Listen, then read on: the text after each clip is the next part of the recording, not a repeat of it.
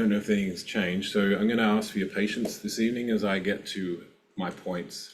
But we're going to watch a 10-minute video on something that's nothing to do with the Bible. But actually, the reason why I'm doing it is because, so I like a good survival disaster story type thing, good or bad, just find it interesting. And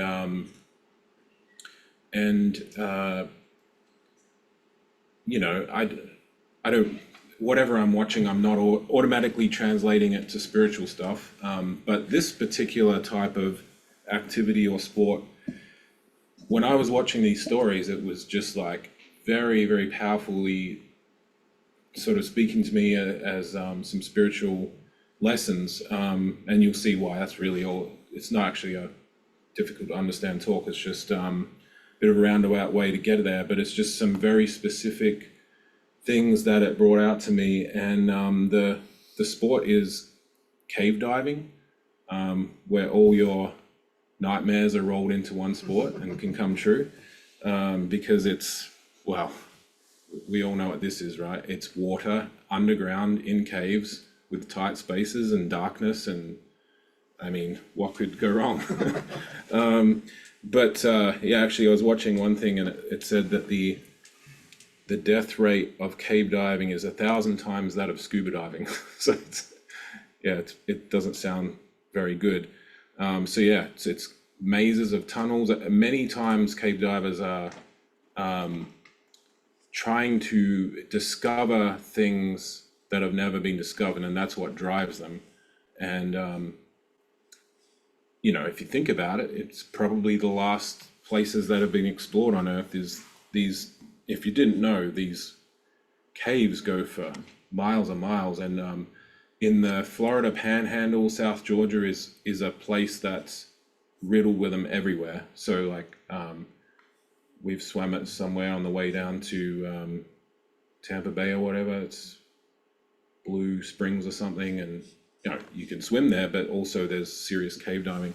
And so all those things, I mean, then you've got the tanks, the oxygen, are you going to run out? There's no maps. The water underneath the caves has a current, so you're fighting the current. You've got not getting the bends when you come back out, claustrophobia, it's cold. You've got to think about cave depth versus water depth, because those two things are very different and will do very different things to your body.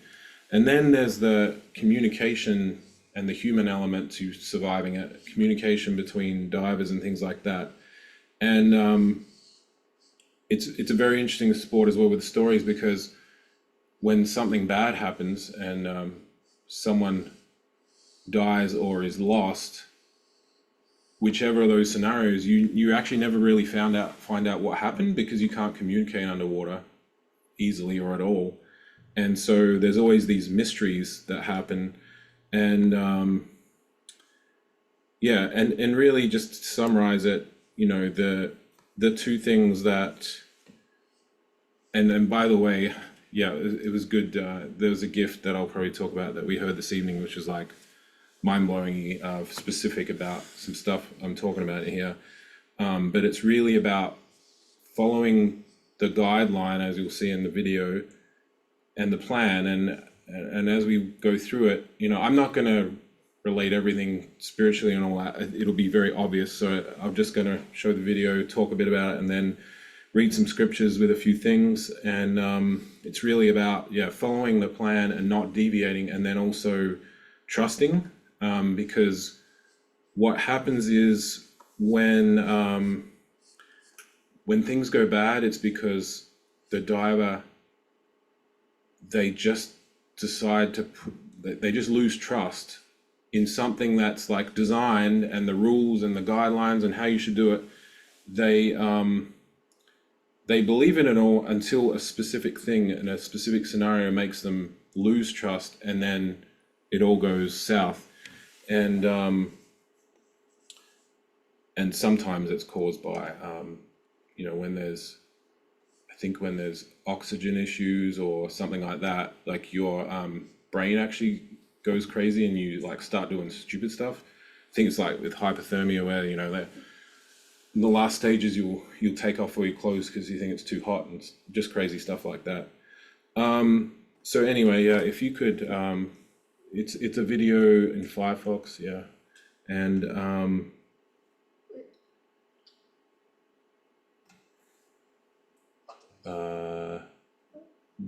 is that the tab next to it? yes.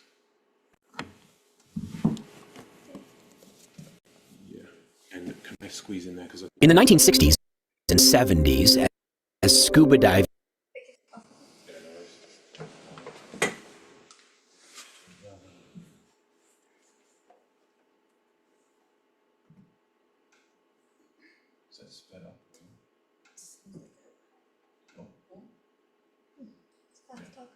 surged in popularity in the United States, the caves of Florida became an almost irresistible draw for curious divers. However, at the time, there was no such thing as cave training. Quite a few people ventured into underwater caves and never came out.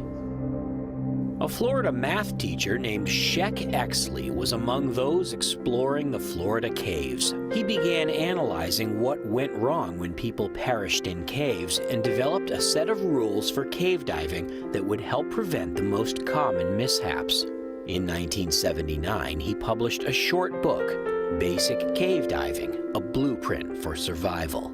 It was the first cave diving manual, and to this day is required reading for cave certifications. Sheck Exley is considered one of the world's most important pioneers of cave diving. It's a beautiful day in January, and the Blue World team is heading to Florida for a week of cave diving. Following in Sheck's shadow, we drive over to Orange Grove Sink, a cave entrance within West Skiles Peacock Springs State Park. Sheck dove this cave many times, got lost and almost died once. Cameraman Todd had a very close call here back in the mid-90s too. So what better place for a shakedown dive? Since we haven't been cave diving in a few months, we will review our techniques and practice our skills. We begin setting up our gear. One of the most important parts of cave diving safety is having redundant breathing gas. So, each one of us has 2 scuba tanks, completely independent of each other. Cameraman Todd, Cameraman Zach, and I will explore Orange Grove Sink as a 3-person team. Oh, it looks so nice. I am super excited. We're finally cave diving again. Woo! This is gonna be nice. Yeah. Oh, yeah.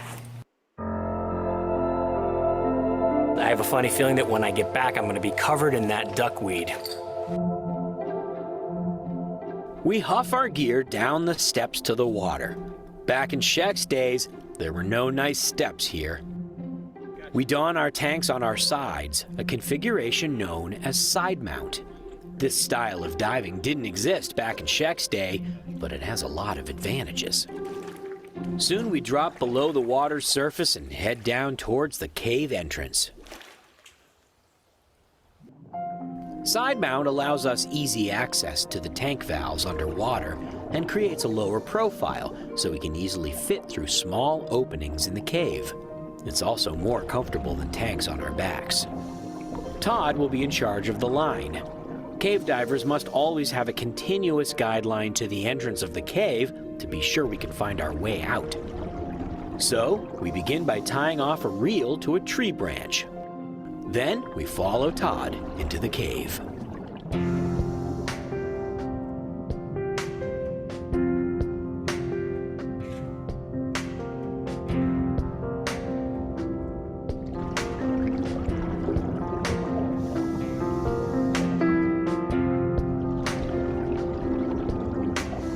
We pass the stop sign, reminding people that going past this sign without proper training and equipment can be deadly.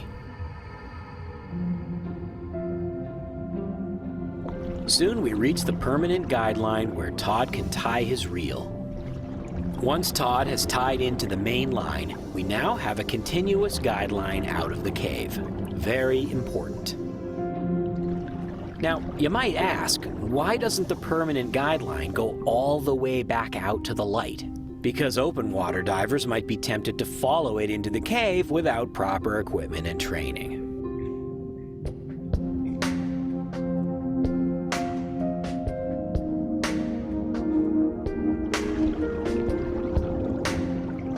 As we begin our exploration of the cave, we never let that guideline out of our sight.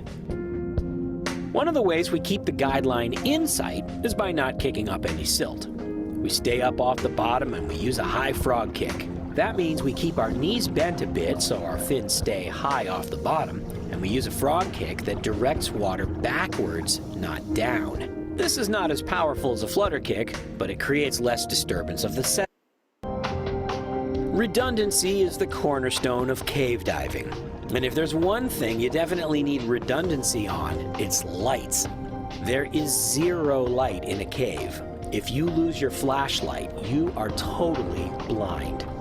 So Sheck's rules stipulated no less than 3 lights per diver. You have a primary light, a backup light, and another backup to the backup. The chances of losing all 3 are so small as to be almost impossible. For me, I actually have 6 lights, 2 video lights on my camera, plus a primary flashlight, plus 2 backups on my helmet, and another spare in my fanny pack. I'm not taking any chances. Since I spend most of my time filming, my video lights are the lights I use the most. In fact, I almost never turn on my primary light except to signal someone.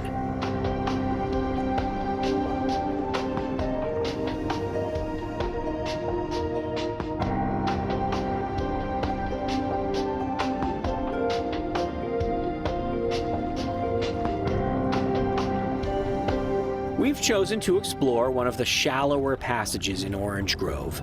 In his investigations of cave diving fatalities, Sheck learned that a lot of people get into trouble by diving too deep.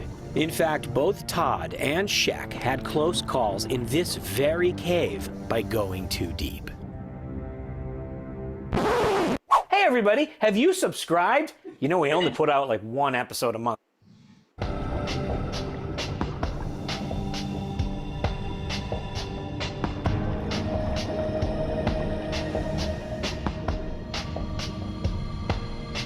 Nitrogen narcosis caused by high partial pressure of nitrogen clouds your judgment like you're drunk. It's easy to get into trouble when you aren't thinking straight. So for us, staying in a shallow passage keeps us safe. The route we're taking maxes out at only 70 feet deep.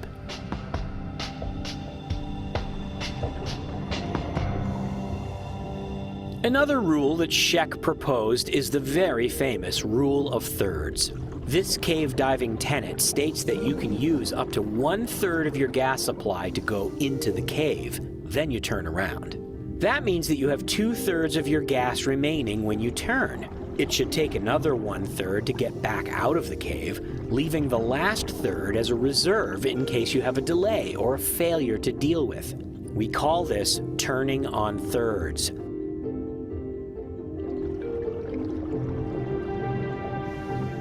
As a general rule, we want to swim upstream in a cave so that we're working harder to get into the cave than we are on the way out. That means that getting out is easier and uses less gas. But even if we know that riding the current out will make it much faster than getting in, we still turn on thirds. Following the rules is what keeps cave divers safe. Once you start bending the rules, bad things can happen.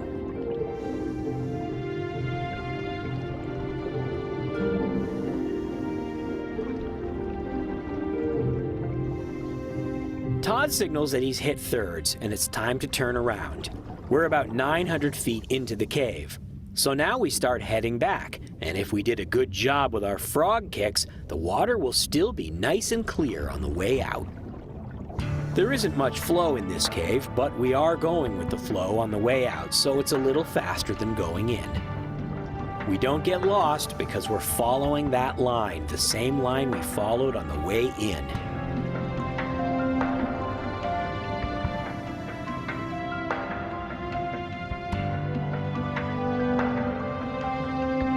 Soon we're back at Todd's reel.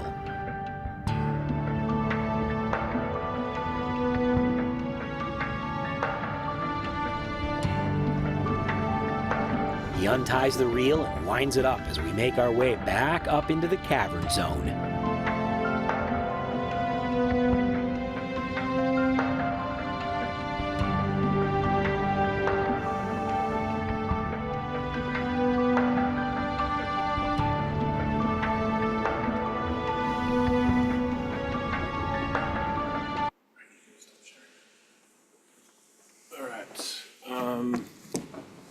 Can turn to Ephesians chapter 6. So that was actually not the video that I was so kind of struck by, because that video is too disturbing to show in a meeting, so I went for the very plain one. But, the things that happen in these situations, now that you have a visual, is that if you're not following the right technique and, you'd kick up silt and stuff, and I've seen situations where, they talk about just looking at the guideline, but I think a lot of people want to be within touching distance of it or holding it as they're going along, and there's stories where something went wrong, and there's silt and you lose all visibility, and if you're holding onto that guideline and you let go and then you drift or something, and that visibility and that vision's down, you can be that moment of drifting a yard from it and no visibility, that means you're dead. Like, it's just such a fine line between everything's okay and then suddenly, you might not be dead immediately, but that instant second where something went wrong is like this real dramatic moment where you're going to struggle to make it.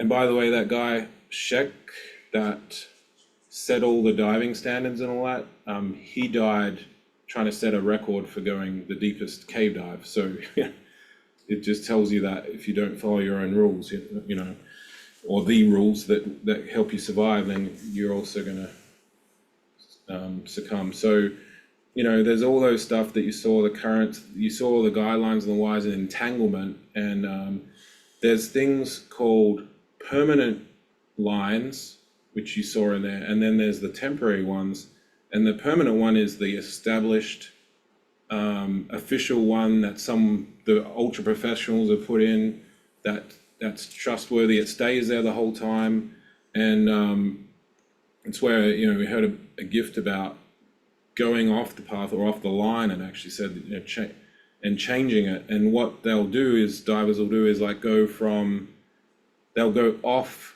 the main line and tie their line on a temporary line and go off wherever they see a light or something, and they go off, and that's where things start to get dangerous, when you're doing your own exploring and going and trying to see things, and you think of all the entanglement and entrapment that can happen in tight spaces. Towards the end there was a rock with all sorts of wires on it, and divers will get entangled and stuck and they can't move, and all these kinds of things. There's just a lot of danger, but they say there's certain number of rules in the way to do it, and it's just very important that they stay to those things, because most of the disasters is when they've skipped one of those rules. And let's see, you saw about, we'll talk about the lights in a second, but a lot of it is just redundancy and being safe, and the rule of thirds there. It's not a rule of halves where you go halfway and time it perfectly so you arrive with no gas. It's nothing like that. The 3 light sources and the redundancy, and there's always interesting you contrast 2 things, which is like, one is that in the Lord you should be fully invested, like they say, put all your eggs in one basket in the Lord. Like there's no backup option. There's no other way that's ever going to work. but with the Lord. So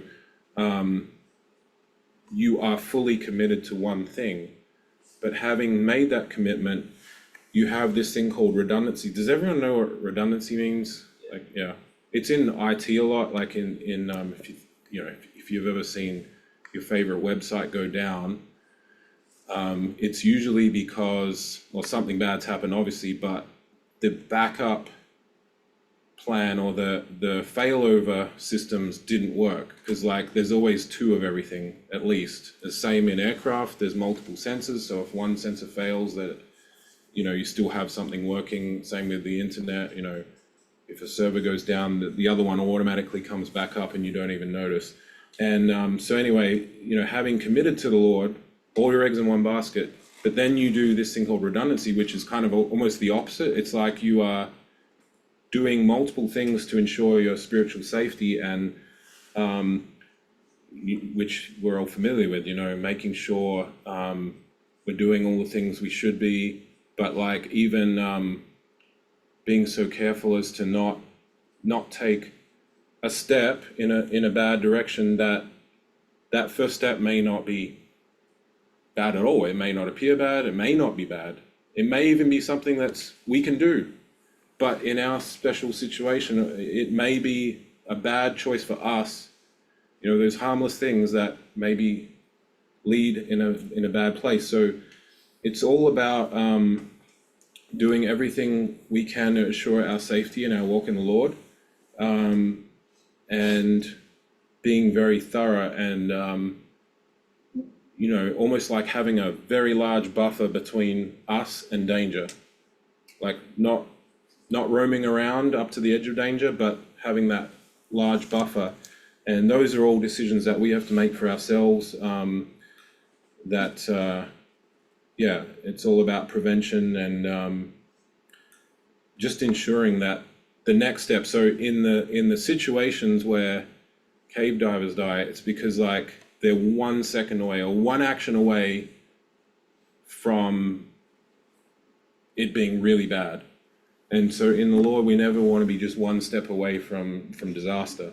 In Ephesians chapter 6 and verse 11, it says, put on the whole armor of God that you may be able to stand against the wiles of the devil. And so the armor of God, as you see, is multiple parts, and just wanted to bring that out as a form of redundancy.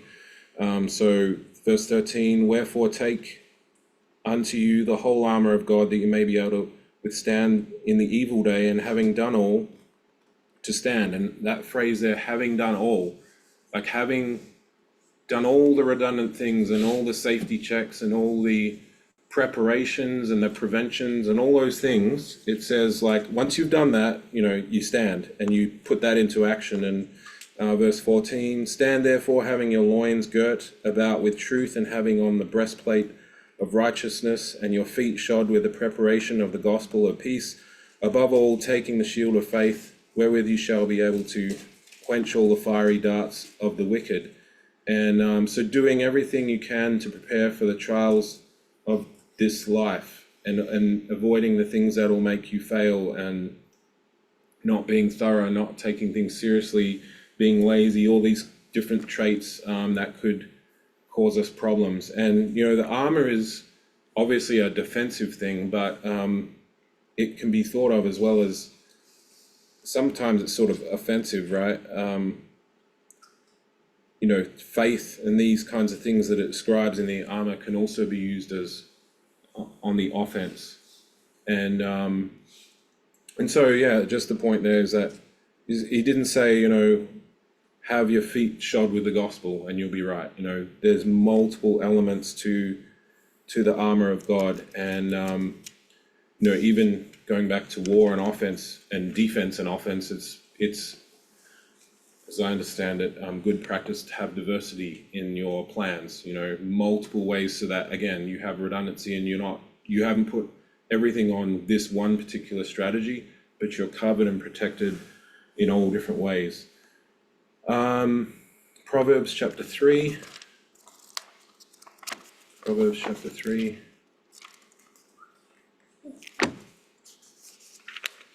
says in verse 5, trust in the Lord with all thine heart, and lean not unto thine own understanding. In all thy ways acknowledge him, and he shall direct thy paths.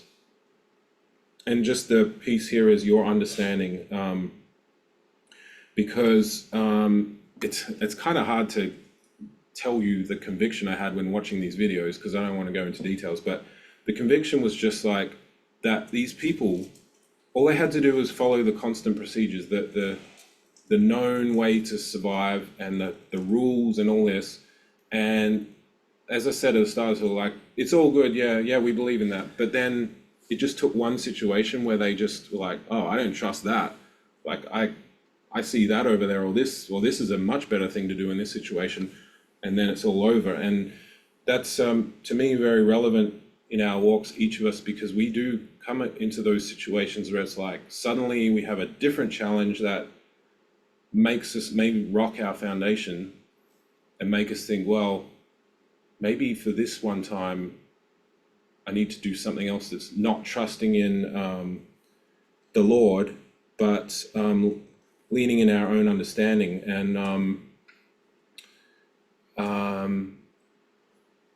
And so, again, having your hand on the guideline is trusting and not taking it off.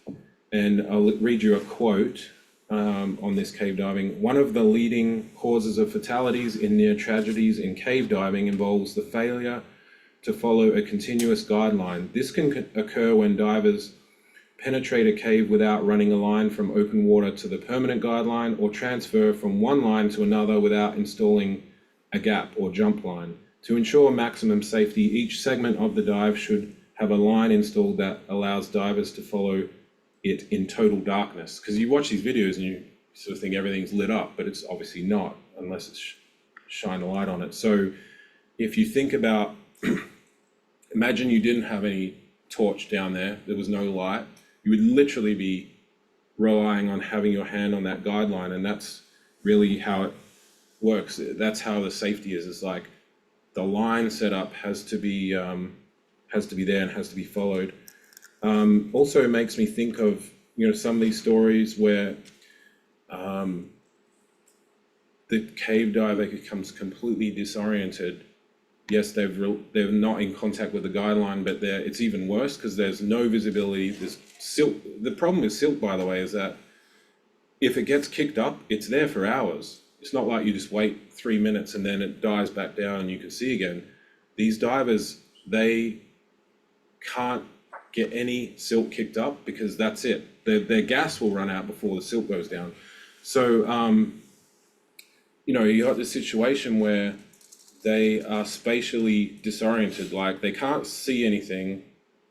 They're in water, so gravity isn't kind of working, and they haven't got the line, so they're like literally just floating. It's like in some aircraft and helicopter stuff that happens. The same thing is said, that the pilot becomes he doesn't know what's up and what's down, based on the storm, whatever, various situations. All right, turn to 2 Corinthians chapter 4. 2 Corinthians chapter 4. And so when we go through trials, it really does, we've all probably been through them because we were in the Lord for a while, but you think up until a certain point in your walk, you think like everything's just pretty easy to get through, and like, what's the big deal with trials, until we hit our first one where it really does. It's like, okay, this is a trial, and where your decisions are in question in your mind, and what you believe, and all these kinds of things, and that's disorientation, and that's why we have to be prepared and very thorough about where we are. It's basically that you're built up strong, so that when that real big challenge comes, you still have you're still relying on the Spirit to make the right decision, and you suddenly don't go into like, I'm trusting my gut mode and making silly decisions. 2 Corinthians chapter 4 and verse 6.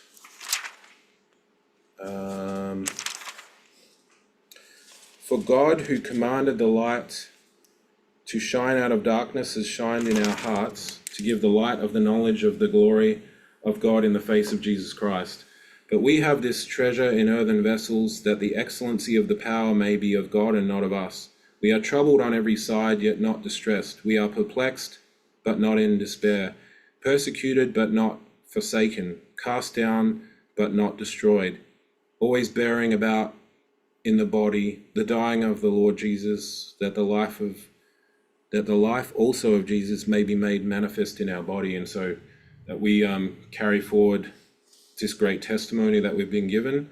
And it sort of talks there in verse 8 and 9 that there is a, when those big trials will come, it's okay if, we're rocked a little bit, but it's sort of like, it might knock us around a bit, but then we stabilize again, spiritually I'm talking about here. And because we've been built up that, it says cast down but not destroy, rocked about, but recovered, if you like. And so, yes. All right, we'll finish in Daniel chapter 3. Just the final thought is that,